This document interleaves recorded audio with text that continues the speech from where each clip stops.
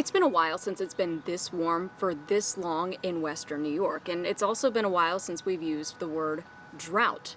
You know what it is, but do you really? I'm going to do my best to define it in this week's Heather's Weather Wise.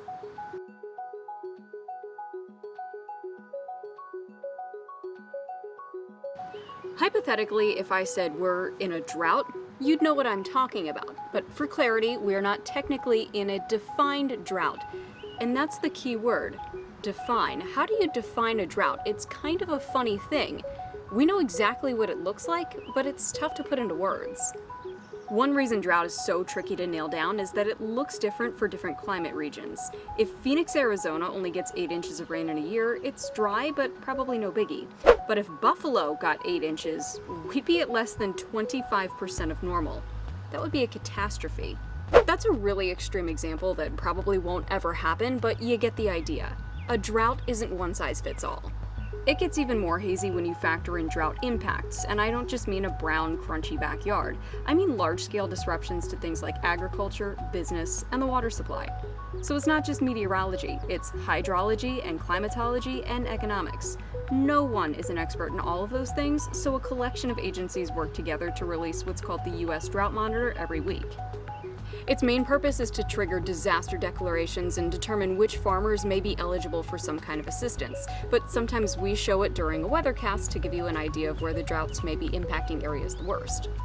Here's the latest version of that map. A few areas have been highlighted as unusually dry, but there's nothing too problematic right now.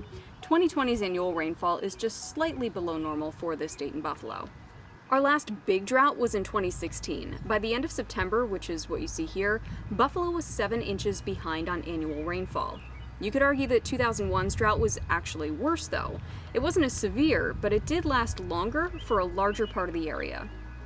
By the way, drought is a totally normal part of climate, no matter which climate region you may be looking at. It's not at all unusual for this area to be a little bit drier during the summer because we went from getting precipitation every 1 or 2 days during the cold season to maybe 1 or 2 times a week seeing a pop-up thunderstorm here in western New York.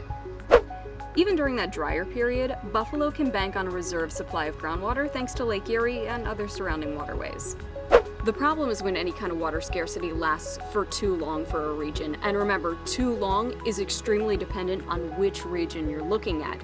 But at least for the immediate future here in western New York, keep one of these on hand to keep the plants nice and happy over the next couple of weeks.